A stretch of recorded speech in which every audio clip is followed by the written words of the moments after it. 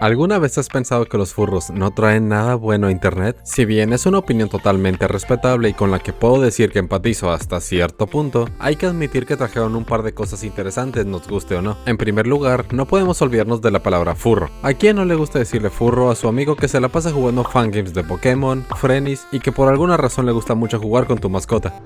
¡Oh, no! Por otro lado, no nos olvidemos que básicamente gracias a ellos existe el internet, la economía de muchos artistas desempleados, el meme de Vaporeon y hasta los gatos de Monster Hunter. No todo es malo ahí dentro, o eso me han contado. Anda tú a entrar y descubrirlo porque yo prefiero no arriesgarme. No vaya a ser que para cuando suba este video termine con un peluche de tamaño real de mi Oscarada. Muy bien, querido espectador, seguramente te estarás preguntando por qué comencé a hablar de los furros si se supone que hablo de videojuegos. Déjame contarte que toda esta plática no fue simplemente para desahogarme un poco y sí tiene un propósito real, pues el juego que estoy a punto de presentarte tiene como protagonista a Sybil, un ser antropomorfo que parece ser una cabra, conejo, gato. Y antes de que diga nada, quiero decir, puedo explicarlo. Pseudoregalia, que me voy dando cuenta que no había mencionado su nombre aún, es un plataformas bastante interesante. No vendré aquí como esos clickbaiteros a decir que es el mejor del mundo o un juego increíblemente innovador y único que cambiará el género para siempre y que es el nuevo Hollow Knight dentro de su nicho, porque la verdad es que no. En realidad no solo no lo es, sino que además es bastante regularcito.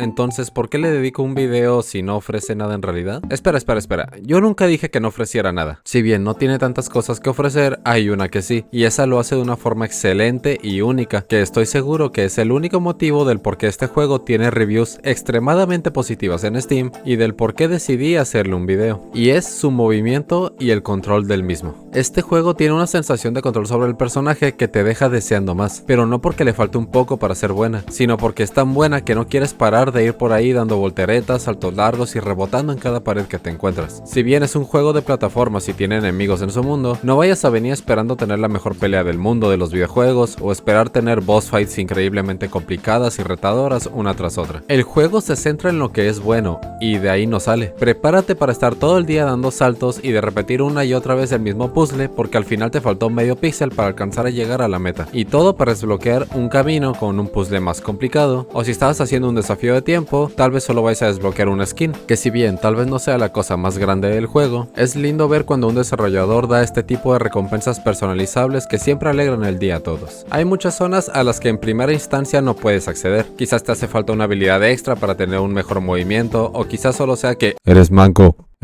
Ya es como si se puede, solo no sabes jugar, maldito. Aquí tienes una enorme libertad para afrontar cada desafío. Tienes que cruzar por una pared muy larga, pero no quieres tener que esperar hasta tener la habilidad correcta. Entonces perfecciona tu uso del salto en pared para impulsarte en ángulos imposibles y lograr llegar hasta donde quieres. La ruta correcta te hace rodear mucho y te da flojera dar la vuelta. Perfecciona tu control en el aire para saltar sobre la misma pared a la que quieres subir. Como ya se habrán dado cuenta, la cereza del pastel es bastante evidente. El salto en la pared, también conocido como la patada en el aire, es de los movimientos más importantes en el juego. Te permitirá acceder a un montón de zonas y seguirás usándolas sin parar el resto de la partida. Tengo entendido que esta habilidad es tan buena y tan vital que puedes prescindir del resto de habilidades y aún así avanzarías mucho más de lo que crees en el juego, aunque desconozco si llegarías a completarlo únicamente de esta manera. Si bien puede parecer que está inspirado en la época de los Collectathon, que para quien no lo sepa, estos juegos se caracterizaban por tener un montón de cosas que coleccionar, dígase de Banjo-Kazooie, Mario 64, Ratchet y Clank, y por poner un ejemplo más reciente, el Mario Odyssey. En todos estos hay que saltar entre un montón de plataformas para coleccionar cosas que nos ayudarán para poder continuar con nuestra aventura y desbloquear cosas opcionales. Que de hecho, mientras estaba editando el video me di cuenta de que Infinity Nikki realmente pertenece a este género, y no es que aporte nada, solo quería mencionarlo, me encanta. Sin embargo, Pseudoregalia no tiene tantos coleccionables como para hacer un Collectathon clásico. De hecho, ni siquiera se puede decir que pertenezca al género por la baja cantidad de objetos que hay para obtener. Tiene tan solo 66 cosas en general, que para ponerlo en perspectiva, el Banjo-Kazooie tenía 115 tokens, y eso es tan solo uno de los múltiples coleccionables que tiene.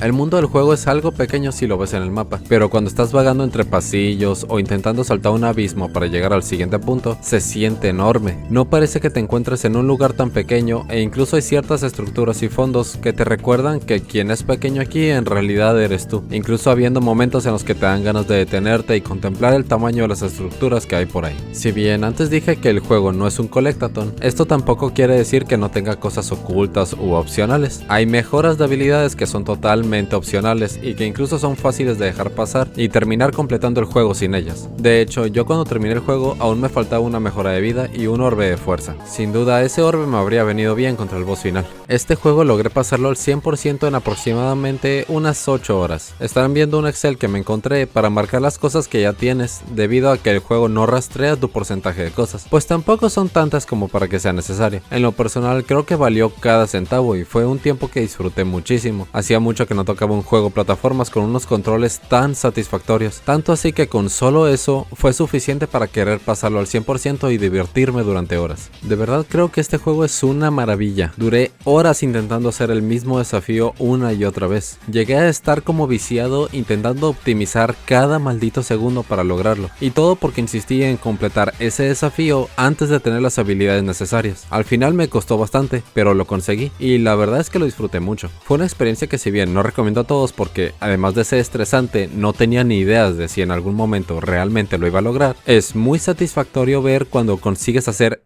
ese salto impecable o ese movimiento que ni siquiera debería ser posible en ese lugar. No tienes que ser fan de las plataformas ni de los juegos con una estética retro para jugarlo. Honestamente lo recomendaría a cualquier persona que no odie directamente cualquier animal antropomórfico y le interese aunque sea un poco el género. E incluso si no te interesa del todo, creo que es una experiencia muy buena por 77 pesitos mexicanos o $4 aproximadamente. Así que podrías considerar probarlo en lugar de comprar un café. Así de paso apoyas a un desarrollador indie y quién sabe, quizás descubres que disfrutas mucho este tipo de juegos. Y recuerda que si no lo quieres comprar porque no te gusta cómo se ve, también es totalmente comprensible. Este tipo de gráficos no son aptos para todo el mundo. Y si alguien te dice que no eres un verdadero gamer porque no te gustan los gráficos viejos, dile que le están llamando el asilo y olvidó sus pastillas. A ver quién se toma las pastillas de la esquizofrenia.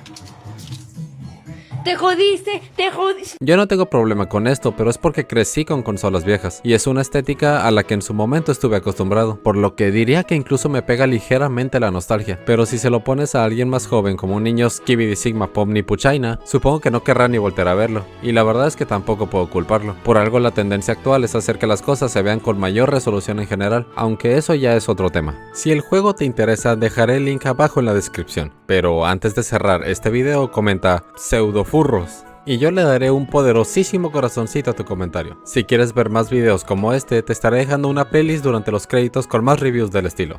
Soy Liv y nos vemos en la próxima. Chao.